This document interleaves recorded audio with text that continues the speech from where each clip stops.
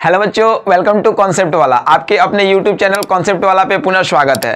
जैसे कि आज हम लोग एक important topic, important chapter, important series का आगाज करने जा रहे हैं, जिसमें बात करेंगे एसिड, बेसेस एंड साल्ट, अम्ल, भस्म और लवण। भस्म का मतलब वही भस्मासुर वाला, ठीक है। तो आज का important interesting topic acid, bases and salt. मतलब आज हम लोग कंप्लीट डिस्क्रिप्शन देखेंगे एसिड के बारे में, उसके बाद देखेंगे बेसिस के बारे में और उसके बाद देखेंगे सॉल्ट के बारे में। हालांकि आज का जो सेशन होगा वो थोड़ा सा शॉर्ट होगा, क्योंकि आज के क्लासेस में बेसिकली आपको एसिड के बारे में डिटेल स्टडी मिलेगा। जैसे कि हम लोग बहुत सारे लेक्चर वीडियो में देखते हैं कि एसिड का मतलब लोग बस लंबा लंबा कहानी दे देते हैं, कुछ क्लियरेंस हो नहीं पाता है। आज हम लोग एसिड में बेसिक जो पोर्शन है, कैसे किसी चीज को समझ सकते हैं और क्या उसका अंडरस्टैंडिंग कॉन्सेप्चुअल कॉन्सेप्ट है, आज हम लोग इस चीज को देखेंगे, ठीक है। तो चलिए फिर हम लोग शुरू करते हैं एसिड, बेस और साल्ट का में एसिड का कुछ इंपॉर्टेंट कॉन्सेप्ट के बारे में, ठीक है। चलिए, तो सबसे पहले हम लोग बात करेंगे आज के क्लासेस में एसिड के बारे में। एसिड का मतलब होता है अम्ल, बहुत लोग इसको तेजाब भी बोलते हैं, बोल सकते हैं, चलेगा, ठीक है। एसिड जो है वो टर्म ग्रीक से निकला है, ठीक है, जिसको हम लोग बोलते हैं एसिडस। क्या बोलते हैं? एसिडस। और एसिडस का मतलब होता है टेस्ट इन सावर। टेस्ट जो होता है इसका कैसा होता है? सावर होता है। यानी बेसिकली एसिड जो है जब आप उसको टेस्ट करोगे तो खट्टा होगा। अब ये नहीं कि कौन से दुश्मनी है आप गलती से उसको HCl का टेस्ट करा देना, गलती से उसको सल्फ्यूरिक एसिड दे देना, नहीं। हम बोले कि एसिड का टेस्ट सावर होता है, तो एसिड में भी जरूर दो बात होता होगा। एक वैसा एसिड जो प्लांट और एनिमल के द्वारा प्राप्त किया जाता है, जिसको हम लोग ऑर्गेनिक एसिड बोलते हैं, जिसको हम लोग खाद्य पदार्थ एसिड के रूप में बोलते हैं, ठीक है। तो एसिड भी दो प्रकार का होता है बेसिकली। अगर हम लोग बात करेंगे तो एक को बोलेंगे ऑर्गेनिक और दूसरा को हम लोग बोलेंगे मिनरल एसिड। एक को बोलेंगे ऑर्गेनिक एसिड और एक को बोलेंगे मिनरल एसिड। ऑर्गेनिक एसिड किसको कहेंगे? मतलब वैसा एसिड जो प्लांट और एनिमल के द्वारा प्राप्त किया जाए। Those acid which are derives from, वैसा एसिड जो उत्पत्ति होता है कहां से? प्लांट से, एनिमल से, प्लांट के प्रोडक्ट से, एनिमल के प्रोडक्ट से। Those acids which are derived from plant or animals, then this acid will be represented as organic acid। जैसे साइट्रिक एसिड, जितने भी खट्टे पदार्थ होते हैं, खट्टे फल जितने भी होते हैं, उससे कौन सा एसिड पाया जाता है? Citric acid. तो ये कहाँ से मिला? प्लांट से मिला, ठीक है। अब जैसे एनिमल से बात कर लेते हैं तो आपको बात होगा, पता होगा फॉर्मिक एसिड के बारे में। लाल चींटी अगर काटती है तो वहां पे वो एसिड छोड़ देती है, इसका क्या नाम है? फॉर्मिक एसिड, ठीक है, सबको पता है। तो ये कहां से मिला? एनिमल से मिला। तो वैसा एसिड जो प्लांट और एनिमल के द्वारा प्राप्त किया जाता है, दैट मीन्स ऑर्गेनिक एसिड। और वैसा एसिड जो अर्थ क्रस्ट मिनरल के तौर पे प्राप्त होता है, दैट मीन्स मिनरल एसिड। और ये वीक एसिड होता है जिसको हम लोग यूटिलाइज करते हैं, और ये स्ट्रॉन्ग एसिड होता है जिसको हम लोग यूटिलाइज नहीं करते हैं। तो बेसिकली हम जो टेस्ट का बात किए हैं वो आप किस एसिड से समझना? तो वो आप समझना वीक एसिड से। वो आप किससे समझना? वीक एसिड से, या फिर जनरली आप इसको समझ लेना ऑर्गेनिक एसिड से। आप इसको समझ लेना किस एसिड से? ऑर्गेनिक एसिड से, ठीक है। यानी एसिड जो होता है वो स्वाद में खट्टा होता है, एसिड का जो टेस्ट है वो सावर होता है। जैसे बहुत सारा ओनियन में सल्फेनिक एसिड, ठीक है। टोमेटो का बात करोगे ऑक्जेलिक एसिड, इमली का बात करोगे टेमरिंड में टर्टेरिक एसिड, ठीक है। तो बहुत सारा चीज होता है। अब जैसे आप लोग चाउमीन खाते हो तो उसमें सिरका डालता है, विनेगर, ठीक है, तो वो फ्लफी करता है, उसमें कौन सा एसिड पाया जाता है? दैट मीन्स एसिटिक एसिड, ठीक है। तो बहुत सारा एसिड है जो प्लांट और एनिमल के द्वारा प्राप्त किया जाता है। तो अभी के क्लासेस में हम लोग जाने कि एसिड जो है वो ग्रीक वर्ड से निकला है, जिसका क्या नाम है? एसिडस नाम है। और बेसिकली जितने भी वीक एसिड या ऑर्गेनिक एसिड होते हैं उनका जो टेस्ट होता है वो सावर यानी खट्टा होता है, ठीक है।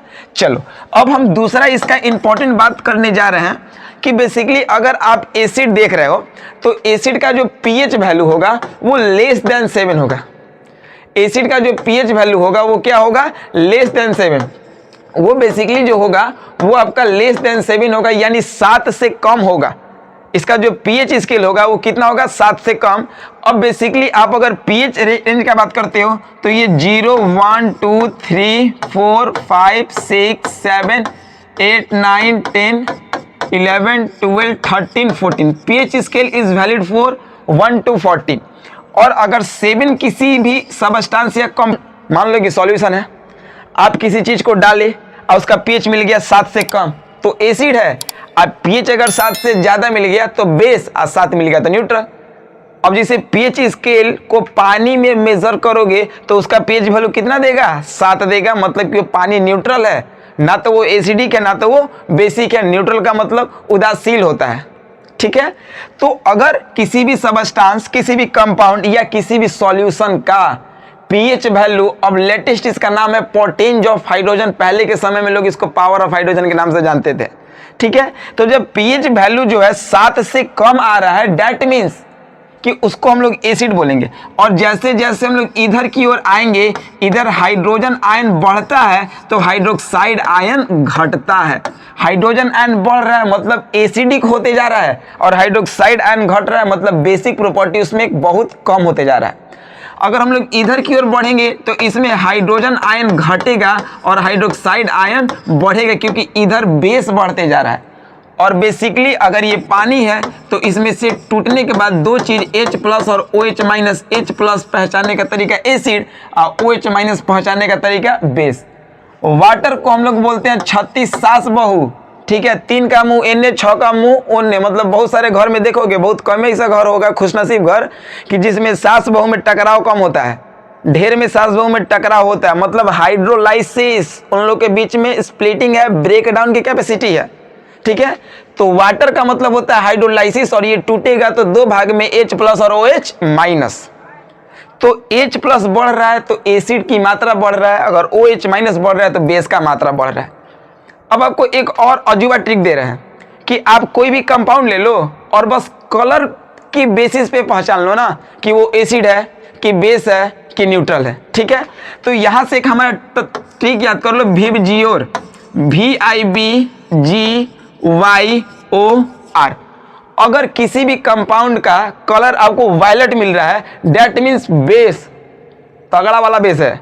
अगर वो आई मिल रहा है, इंडिगो, मतलब हल्का फुल्का वो बेस है। ब्लू मिल रहा है वो बेस है। लेकिन अगर ग्रीन मिल गया, दैट मीन्स, जैसे भी हम ग्रीन बोर्ड पे लिख रहे हैं, दैट मीन्स न्यूट्रल हो गया। ग्रीन कलर मिल गया, दैट मीन्स न्यूट्रल। अगर ऑरेंज मिल गया तो एसिड, येलो मिल गया तो एसिड, रेड मिल गया तो एसिड, ठीक है। अब आपको देखो ना, ROI, रोए, और एसिड पड़ेगा तो हंसोगे थोड़े, क्या होगे, रोएगे, ठीक है।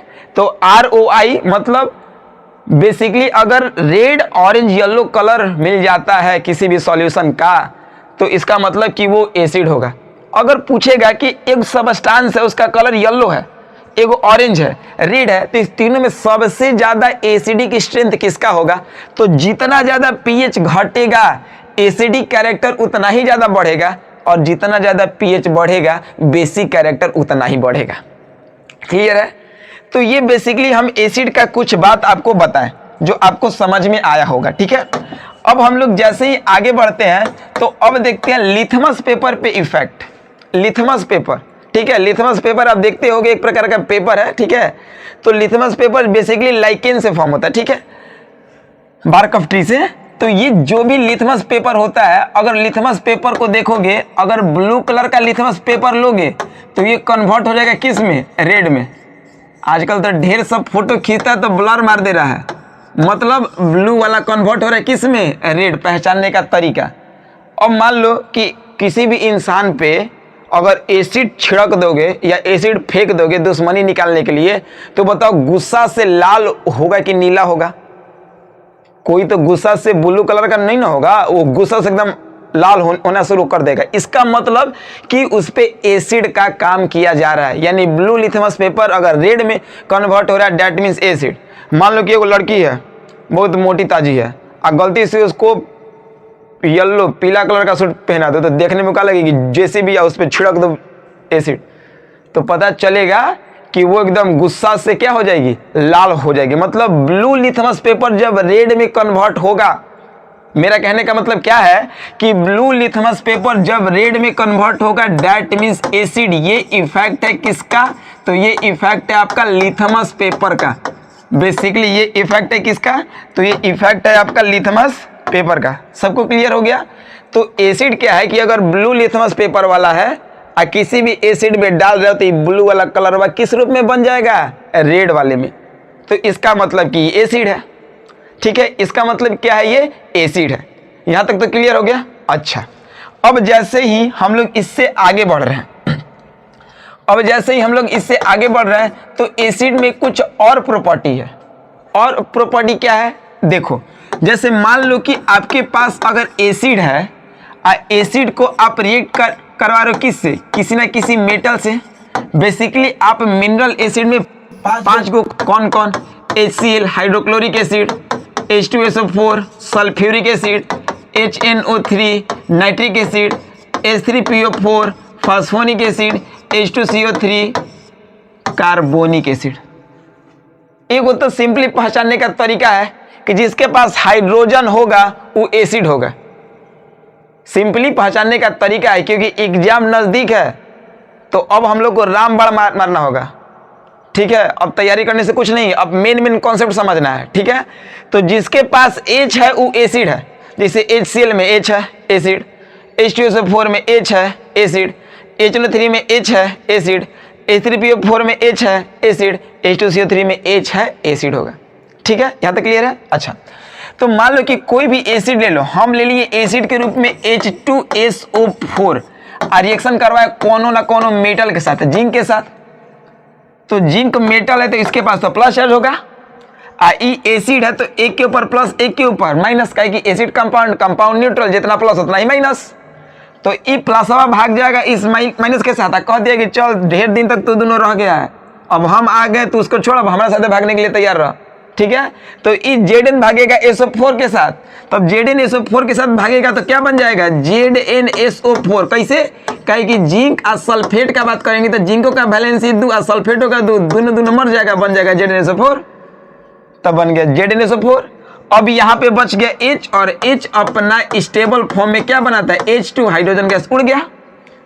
यानी हमको एक यहाँ से बात समझ में आ गया कि एसिड एक ऐसा कंपाउंड है ना कि इसके पास हाइड्रोजन है। आखिर हाइड्रोजन है तभी तो निकला है ना। अब मान लो कि कौन बच्चा है, उसके पास नॉलेज है, हम पूछ रहे क्वेश्चन नहीं बताता तो हम कूट दो उसको, देखो फिर अच्छा से अपने बारे में एक्सप्लेन करने लगेगा कि हाँ सर हमको याद है।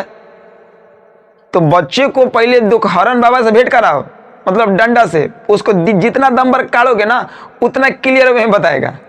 तो कंडीशन यहाँ पे यही है कि हमको ये H2 कब पता चला, कि जब किसी भी कंपाउंड को, अभी हम पहले इसको एसिड नहीं बोले थे, अभी पहले इसको हम कंपाउंड बोले थे, जब इसको मेटल से रिएक्ट करवाए तो देख नहीं गया यार इसमें तो H2 निकल गया। यानी ये पता चला कि पहले इसके पास H होगा तभी इसके पास ये H निकला। तो यहां से एक और कॉन्सेप्ट धीरे धीरे आगे चलने लगा कि एसिड के पास हाइड्रोजन होगा। एसिड के पास क्या होगा, हाइड्रोजन होगा। और जैसे ही ये बात पता चला तो एक साइंटिस्ट आए जिनका नाम था ऑर्हेनियस। एक साइंटिस्ट आए जिनका क्या नाम था, ऑर्हेनियस बाबा आए। ऑर्हेनियस बाबा क्या बोले कि एसिड एक ऐसा पदार्थ है, एसिड एक ऐसा सबस्टांस है कि जिसको जल में घोलने पे, जिसको वाटर में डिजॉल्व करने पे H+ आयन दे। अब तो कहानी शुरू हो गया है कि एसिड में H था तभी तो H बाहर निकला गैस के रूप में। तो ऑर्हेनियस बोले acid are those substance which are dissolve in water in aqueous form, then it release hydrogen ion. Clear है ना। ये बोले थे कि एसिड जो है एक ऐसा पदार्थ है, एसिड जो है एक ऐसा सबस्टांस है जिसको जल में घोलने के बाद वो हाइड्रोजन आयन प्रोड्यूस करेगा। एसिड एक ऐसा पदार्थ है, एसिड एक ऐसा सबस्टांस है जिसको जल में घोलेंगे तो वो हाइड्रोजन आयन प्रोड्यूस करेगा। यानी इसका मतलब कि वो एसिड है। कैसे, अब मान लो कि अगर कंपाउंड ले लिए HCl और इसको हम लोग डिजॉल्व किए किस में, वाटर में। वाटर का मतलब एक्वस फॉर्म, और एक्वस किसी को देखना पसंद नहीं करता है। तो जब ये वाटर किसी को देखना पसंद नहीं किया तो वाटर का मेन काम है कि अगर टूट रहा है या तो उसको प्लस दो या तो उसको क्या दो, माइनस। तो जब ये टूटेगा तो H के ऊपर प्लस और Cl के ऊपर माइनस। यानी acid are those substance which are dissolve in water to form H+ ion, to form H+ ion. और यही H+ आयन का मतलब क्या हो गया, एसिड हो गया। ठीक है, अब यही कहानी में अलग अलग साइंटिस्ट अपना अपना थीसिस देने लगे, अपना अपना कहानी बकना शुरू किए। ठीक है, मेन कहानी हाइड्रोजन से था, लेकिन अलग अलग साइंटिस्ट आए, वो अलग अलग अपना थिंकिंग दिए। एसिड का तो कहानी पता चल गया कि उसके पास हाइड्रोजन आया। अब अर्हेनियस बाबा उठे, क्या बोले कि एसिड ऐसा पदार्थ है कि जब इसको हम लोग पानी में घोलेंगे तो ये हाइड्रोजन आयन देगा। चलिए भाई, आपका भी बात सही मान लिया जाए। उसके बाद एक साइंटिस्ट का फिर उदय हुआ। ठीक है, अब उस साइंटिस्ट का नाम था ब्रोंस्टेड लॉरी। उस साइंटिस्ट का नाम था ब्रोंस्टेड लॉरी। क्या नाम था? Bronsted and Lowry. अलग अलग थे लेकिन मिल के काम किए थे। ठीक है, साइंटिस्ट का नाम था ब्रोंस्टेड लॉरी। वो क्या बोले थे कि मान लीजिए कि ये कहानी जो चल रहा है वो हाइड्रोजन पे चल रहा है। हाइड्रोजन का एटॉमिक नंबर 1, एटॉमिक मास भी कितना होगा? 1 होगा। और आपको एक कॉन्सेप्ट हम बताए थे, रामबड़ बताए थे कि Z = P = E होता है। यानी जब हाइड्रोजन का एटॉमिक नंबर 1 तो इसके पास प्रोटॉन भी 1, इलेक्ट्रॉन भी 1। तो इसके पास प्रोटॉन की संख्या तो 1 है, और न्यूट्रॉन निकालने के लिए क्या करे थे? ऊपरे माइनस नीचे किए थे, तो 1 - 1 को घटा दिए तो 0। तो ये बोले थे कि इसके पास प्रोटॉन 1 है। यानी प्रोटॉन 1 का मतलब इनके माइंड में आया था कि ये देख किसको रहा है? हाइड्रोजन को। हाइड्रोजन को निकाल रहा है। तो ये बोले थे कि हाइड्रोजन के पास इलेक्ट्रॉन है और प्रोटॉन है। तो इलेक्ट्रॉन का तो कहानी इनको पता था नहीं, ये बस सिंपली बोल दिए थे कि जितना भी प्रोटॉन डोनर होगा वो आपका एसिड है, कुछ नहीं। प्रोटॉन डोनर का मतलब क्या? इसमें से कौन देगा प्रोटॉन? हाइड्रोजन ही ना देगा। तो ये बोल दिए थे कि जो भी प्रोटॉन डोनर है उसको बोल देंगे एसिड, कुछ नहीं है, कहानी वही है। तो ब्रोंस्टेड लॉरी का मेन काम था कि proton donor are called acid. Proton donor कैसे? क्योंकि हाइड्रोजन के पास इलेक्ट्रॉन 1 है, इसका काम छोड़ दो। एटॉमिक नंबर 1 का मतलब Z है, और प्रोटॉन कितना है? 1 है। और जब ये डोनेट कर देगा, जब ये दे देगा का मतलब क्या होगा? जब ये दे देगा का मतलब हाइड्रोजन देगा, और हाइड्रोजन देगा तो एसिड। बस नाम चेंज कर दिए कि वो हाइड्रोजन दे रहा था और ये क्या कह दिए कि हम प्रोटॉन दे रहे हैं। सर जी, बात एक ही है, बस थोड़ा सा बोलने का तरीका, लहजा अलग हो गया है। वो क्या बोले थे कि प्रोटॉन जो दे रहा है वो एसिड। प्रोटॉन का मतलब नहीं, पिछला जो साइंटिस्ट थे वो क्या बोले थे कि हाइड्रोजन आयन जो निकाल रहा है वो एसिड। और बस ये हाइड्रोजन आयन में देख ले कि प्रोटॉन है, तो ये बोल दी कि जो प्रोटॉन डोनेट कर रहा है वो एसिड। तो इनका बस कहानी यही था कि all proton donor are called acid. Bronsted Lowry का कहानी क्या था कि all proton donor are called acid. अब इतना तक बात हजम नहीं आया, एगो तुरंत दौड़ल दौड़ल फिर आ गया जिसका क्या नाम था? लेविस। ये बोले थे कि प्रोटॉन को दो और चाहे इलेक्ट्रॉन को लो। प्रोटॉन को दोगे तो उसको लेगा कौन? इलेक्ट्रॉन। तो ब्रोंस्टेड लॉरी क्या बोले थे कि proton donor are called acid, और लेविस बोल दिए थे electron acceptors are called acid. बस इसका उल्टा काम कर दिया कि जो प्रोटॉन डोनेट करेगा उसको एसिड, तो ये बोल दिए थे कि जो इलेक्ट्रॉन को एक्सेप्ट करेगा वो एसिड। देखो बात एक ही है। अब जैसे यहाँ पे एक चीज आप देख रहे हो, एक चीज हमको समझ में आ रहा है। क्या चीज? कि मान लो कि ए और बी है, एक लड़का है और एक लड़की है मान लो। तो एक लड़का है और एक लड़की है, इसको मान लो कि लड़की, ठीक है, इसको मान लो लड़का, ठीक है। अब जब लड़का लड़की का शादी ब्याह हो रहा है, अब जब लड़का लड़की का शादी ब्याह हो रहा है तो इसमें एक चीज हो रहा है कि जैसे ही शादी ब्याह संपन्न हो गया तो लड़की का विदाई हो रहा है। ध्यान से सुनना, लड़की का विदाई हो रहा है। तो लड़की का विदाई हो रहा है तो लड़की के घर वाला लोग खूब रोएगा कि चल गई, ठीक है। कभी खुशी कभी गम, थोड़ा थोड़ा खुशी, लेकिन बाकी माँ बाप को तो बहुत ज़्यादा गम होता है। तो यहाँ पे हो क्या रहा है कि एक्चुअली लड़की का विदाई हो रहा है। लड़के के घर में खुशी होगा, क्यों? क्योंकि नया बहू आ रही है, नया पतो आ रही है। हो एक ही काम रहा है कि लड़की का बस एगो घर से उठा के एगो घर में पटक दिया जा रहा है। तो लेकिन उसी काम को करने का देखो दो तरीका है कि लड़की के घर से विदाई और लड़का के घर में आगमन हो रहा है। मतलब ससुरी का खाली एगो का काम ही हो रहा है कि बस उसका एगो घर से उठाए के एगो घर में ट्रांसफर किया जा रहा है। मतलब कहानी का सारांश यही था कि अभी हम जितना भी कहानी पढ़े वो सारा हाइड्रोजन से रिलेट करके था। अब जैसे आप समझो ना, यहाँ पे H2SO4 एगो एसिड है, इसको हम लोग मेटल के साथ रिएक्ट किए तो ये मेटल क्या करेगा, इलेक्ट्रॉन को लेगा। क्या करेगा, मेटल क्या करता है, इलेक्ट्रॉन को ये लेगा, that means acid. That means acid. यानी अभी हम लोग आज के क्लास में टोटल 4 कहानी पढ़े एसिड का। एक जनरल पढ़े कि जिसके पास हाइड्रोजन आयन है एसिड, और हेनियस क्या बोले कि किसी भी कंपाउंड को, किसी भी सॉल्यूशन को अगर जल में घोलेंगे तो H+ आयन मिलेगा, उसको हम लोग एसिड कहेंगे। ब्रॉन्स्टेड लॉरी क्या बोले कि proton donor are called acid, और लेविस क्या बोले, electron acceptor are called acid.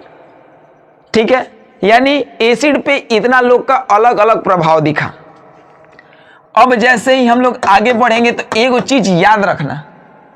क्या याद रखना, कि अगर ऑक्सीजन की संख्या, ऑक्सीजन का संख्या अगर 2 है या 2 से अधिक है, 2 है या 2 से क्या है, अधिक है, ऑक्सीजन की संख्या अगर 2 है या 2 से अधिक है तो बेसिकली आप उसको समझना वो एसिड है। जैसे अगर हम बात करें CO, कार्बन मोनोऑक्साइड, ऑक्सीजन की संख्या 1 ही है तो इसको आप एसिड मत बोलना है, इसको बोल देना न्यूट्रल, उदासील होता है ये। लेकिन अब बोल दे रहे हैं NO2, ऑक्सीजन की संख्या अधिक है 1 से, डेट मीन्स एसिड। बोल रहे हैं SO4 1 से अधिक है, एसिड। जैसे बोलते हैं ना हम लोग HNO3, बताओ तो ऑक्सीजन कौगो है, 1 से ज्यादा, डेट मीन्स एसिड। ठीक है, हम बोलते हैं H2CO3, ऑक्सीजन कौगो है, 1 से अधिक है, डेट मीन्स एसिड। आया समझ में? तो जब ऑक्सीजन की संख्या 1 से अधिक होगी तो उसको हम लोग रिप्रेजेंट करेंगे कि उसको हम लोग क्या कह सकते हैं, वो आपका एसिड है। वो क्या है, आपका एसिड है। सबको हुआ क्लियर? तो ये बेसिकली हम एसिड के बारे में आपको बताए हैं अभी के क्लास में। अब एसिड पे effect of carbon, effect of carbon on acid. देखो, effect of carbon on acid, यानी कार्बन पे, सॉरी, किसी भी एसिड पे कार्बन का इफेक्ट क्या होता है, किसी भी एसिड पे कार्बन का इफेक्ट क्या होता है, इसके बारे में बात करो। तो मान लो कि किसी भी कंपाउंड में, सोचो ना, किसी भी कंपाउंड में कार्बन नहीं है तब तक तो एसिड स्ट्रांग होगा। लेकिन जैसे ही किसी भी कंपाउंड में कार्बन आ जाता है तो वो क्या करता है, एसिड को कमजोर कर देगा। एसिड को क्या कर देगा, कमजोर। इसीलिए अकेले रहो मस्त रहो, ठीक है, वो क्या कर देगा, एसिड को कमजोर कर देगा। आया समझ में?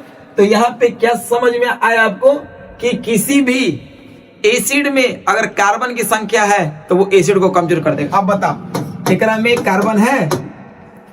कौन कहेगा, देख सर सी कार्बन नहीं, सी का कार्बन CL क्लोरीन है, ठीक है। तो इसमें कार्बन नहीं है, मतलब ये स्ट्रांग होगा। इसमें कार्बन नहीं है, स्ट्रांग होगा। लेकिन अगर हम बोल देंगे CH3COOH, it is example of acetic acid, यानी इसमें कार्बन एगो नहीं ससुरा दो गो है, मतलब ई जो है एसिड तो होगा लेकिन क्या होगा, कमजोर, क्योंकि इसमें क्या चीज है, कार्बन है। और अभी आपको बताया कि जिस एसिड में कार्बन का लक्षण दिख गया, कार्बन दिख गया, यानी वो जो एसिड होगा वो कमजोर होगा। ठीक है, चलो अब एक बढ़िया डिफिनीशन आपको बता रहे हैं जो आपको 10th के लिए काफी इंपॉर्टेंट होगा। ठीक है, मैट्रिक वाले बच्चों के लिए काफी ज्यादा ही वो हेल्पफुल हो सकता है। एसिड का डिफिनीशन, तो आप बोल देना एसिड आर दोज सबस्टांस और solution, acid are those substance और solution when it dissolve in water aqueous form, in water aqueous form, it hydrolyzed to form hydrogen ion, it hydrolyzed to form hydrogen ion which are in unstable, then hydrogen ion combine with water to form hydronium ion. This property of compound or solution is called acid. देखो acid का 5 बीता का आपको हम दे दिए। जैसे अगर हम बोल रहे हैं, दूसरा कलर ले लेते हैं ना, चलो देखो, अगर हम बोल रहे हैं, सिलेक्ट नहीं हुआ, चलो अगर हम बोल रहे हैं कि ये वो कंपाउंड है HCl, तो इसको कंबाइन करेंगे वाटर के साथ। याद रखना वाटर का एक्वस लिखेंगे तब इसको H प्लस और OH माइनस में तोड़ेगा। तो जब HCl का हम लोग वाटर एक्वस के साथ किए तो ये तोड़ेगा H प्लस में और Cl माइनस में। तो जब H प्लस और Cl माइनस में तोड़ा तो H प्लस जो मिलता है इसको तो हम लोग बोल दिए क्या चीज, हाइड्रोजन आयन। लेकिन हाइड्रोजन आयन जो है वो स्टेबल उतना ज्यादा नहीं है 30-40-45%, लेकिन 100% स्टेबल करना है तो फिर इस हाइड्रोजन आयन को कंबाइन करेंगे किसके साथ, वाटर के साथ, जनरली वाटर के साथ। तो ये कंबाइन करेगा तो दो आएगो H3O प्लस और इसी को हम लोग बोलते हैं, क्या बोलते हैं, हाइड्रोनियम आयन। अगर ऐसा है तो इस कंपाउंड या सॉल्यूशन को हम लोग क्या बोल देंगे, एसिड बोल देंगे। अगर ऐसा है तो इस कंपाउंड और सॉल्यूशन को हम लोग क्या कह देंगे, एसिड। तो दोज कंपाउंड और solution react with aqua solution of water in the presence of hydrolysed to form hydrogen ion which are in unstable form, and hydrogen ion combine with water to form hydronium ion. This property of compound or solution is called acid. अब इसका एक और example आप ले लो, ठीक है। जैसे ले लो, हम बात कर लेते हैं H2SO4 का, हम बात कर लेते हैं H2SO4। तो इसको जब कंबाइन करेंगे वाटर के एक्वस फॉर्म के साथ तो ये टूटेगा H plus SO4 minus minus. आप कहोगे सर कि एक H के ऊपर एक प्लस, तो यहाँ पे दो को है तो हाथी का दबदबा आगे लग जाता है बैलेंस करने के लिए। तो एक H के ऊपर एक प्लस और दो H के ऊपर दो प्लस, तो इसके ऊपर दो माइनस। तो यहाँ पे भी हाइड्रोजन आयन मिला, लेकिन ये अनस्टेबल है। तो स्टेबल करने के लिए हम लोग हाइड्रोजन आयन को ही लेंगे, नंबर नहीं लेते, वो बस बैलेंस करने के लिए। फिर कंबाइन करेंगे वाटर के साथ तो ये मिल जाएगा H3O प्लस जो कंप्लीटली स्टेबल होगा। इसी को हम लोग बोलेंगे एसिड। तो आज का क्लास बेसिकली आप लोग का एसिड का रहा, ठीक है। हम लोग अगले लेक्चर में तुरंत बेस के लिए मिलेंगे, फिर साल्ट, फिर बहुत सारा केमिकल रिएक्शन, फिर अपने सेशन में कंटिन्यूअसली एंजॉय करेंगे। तब तक के लिए धन्यवाद, ओके बाय, टेक केयर, ओम साई राम।